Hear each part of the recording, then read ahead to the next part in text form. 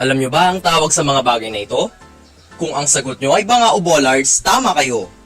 Ngunit teka lang ha, nabilang mo na ba kung ilan? Isa, dalawa, tatlo. Nako, parang hindi ko maintindihan. Ang dami, di ba? Ano bang nagagawa niyan? Pang-iwas sa pumaparada. Wala namang sasakyan. Bakit hindi na lang pinuna sa mga gusali ang pondo? Tulad na lamang sa math building, mas nakakatulong pa ito.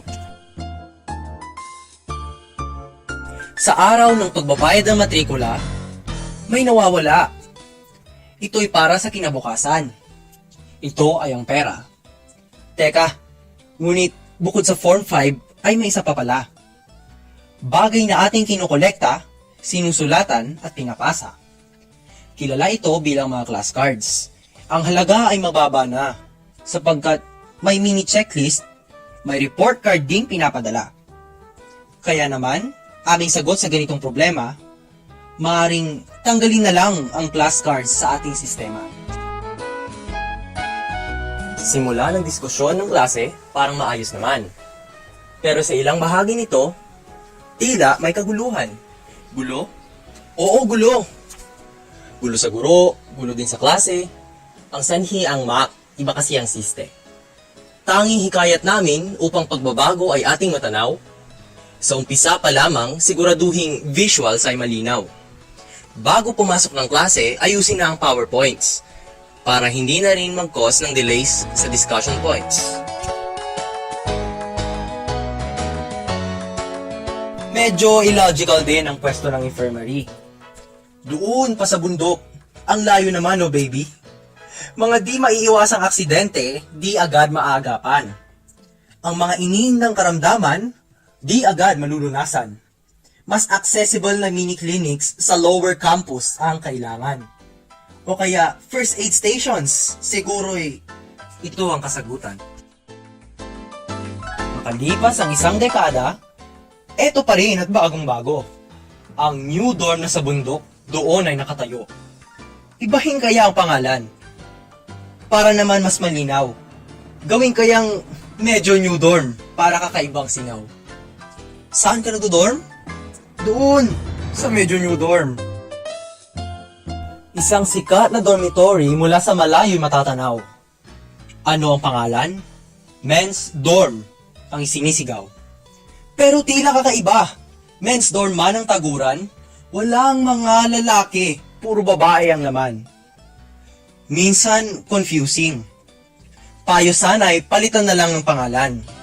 Sapat ba kung gawing kikay dorm na lamang? Mga tulay may nilikha upang ating maiwasan ang mga sakuna at mumunting kamalasan. Ngunit bakit ang tulay na ito na ang bagtas ay pasayat? Nakakatakot daanan dahil meron pang paakyat. Railing sana ay taasan upang makasigurado sa kaligtasan ng lahat at buhay na protektado. Ang bawat estudyante ng UPLB ay dadaan sa harapan. Harapan? Oo, sa UP Gate ang patutunguhan.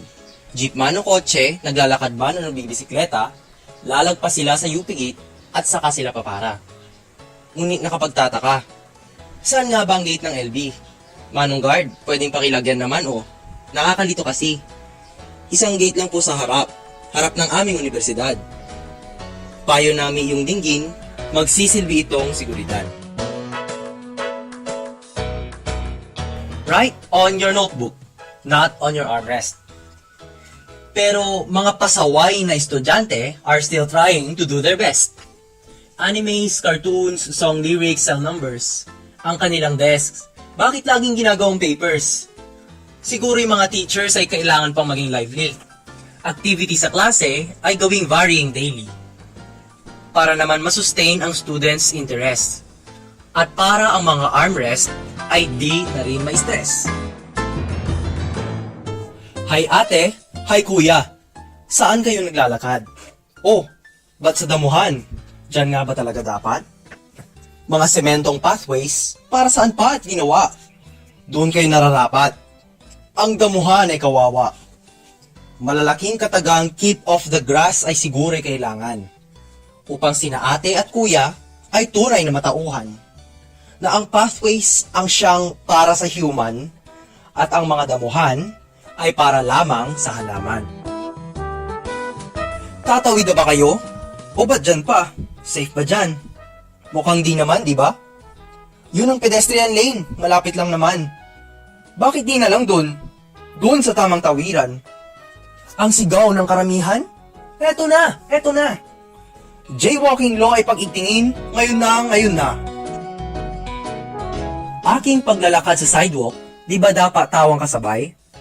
Pero teka. Motorsiklo ay aking kasalubong. Parang hindi ako sanay. Mga gulong ay pangkalye, ang sidewalk ay para sa aking paa. Ingat ka lang manong at baka ka pa makadisgrasya. Ano nga kaya pagmultahin na lang sila?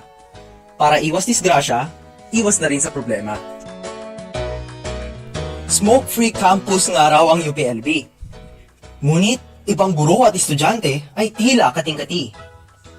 Sa labas ng lecture halls, doon sa mga tambayan, pag hit-hit ay patuloy, ano ba naman yan? Mahabag naman po sana sa ating Mother Earth. Lalo na sa mga nakalalanghap ng usok, kawawa ang kanilang health. Paano kaya kung suspension ay ipatupad sa makuhuli? Magiging smoke-free campus nga kaya ang LB? Do not sit on the stairs, ang sabi ng hagdan. Pero bakit ba ito ginagawang upuan? Minsan parang buong org pa ang nakaharang. Mga taong akyat panaog ay di makadaan. Paano kaya kung hulihin mga tambay sa hagdanan? Community service sa universidad, kanila'y dapat gampanan. Halika, tumakbo na sa klase. Mahirap na at baka malate ang mga estudyante. 1/3 ng oras kailangan habulin.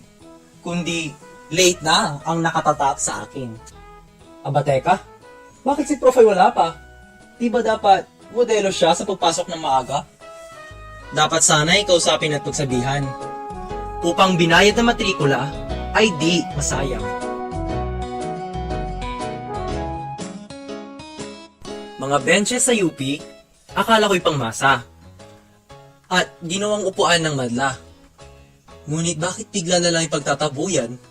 At sasabihin, Chupi! Org bench to, tambayan! Lagyan dapat ng label ang bench ng mga org nyo. Nang sa gayo'y malaman kung saan dapat ang lugar ko. Mahilig ka ba sa movies, films o dula?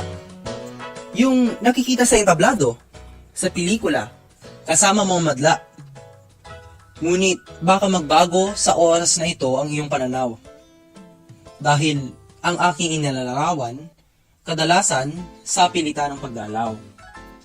Sa oras ng palabas, ang mga estudyante ay nagsisipunta para sa mumunting incentive sa marka. Sana naman, may relasyon yung ibang palabas sa pinag-aaralan. Hindi yung tipong para lang may mapanood at walang aral na magpupulutan. Tuwing Pebrero, may nagaganap na palaro. Palarong UPLB yan ang tawag dito. Labanan sa sports ang bida sa panahong ito. Patigasan kung ano ang pinakamagaling na kolehiyo. Ngunit madaming estudyante sa palaro'y di makasali. Sapagkat klase at exams tuwing palaro ay tuloy pa rin. Mungkahing no classes tuwing palaro ay inyo sanang pakinggan. Upang kakayahang pang-atleta ay lubos na maipakita.